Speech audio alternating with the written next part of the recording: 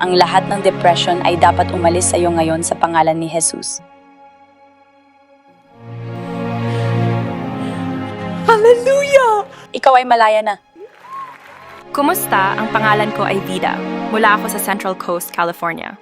Halos 2 taon na akong pumupunta sa 5F Church paminsan-minsan at nanonood din online.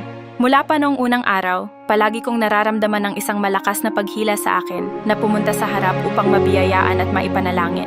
Ngunit lagi kong naiisip na hindi ako karapat-dapat. Naiisip ko rin na mas kailangan ng ibang tao ang pagpapalaya at mas kailangan nila ng panalangin kaysa sa akin at na ang aking mga pinagdaanang trauma ay mas kaunti kumpara sa iba. Noong December 28, 2025, tuluyan kong ibinigay ang lahat kay Jesus.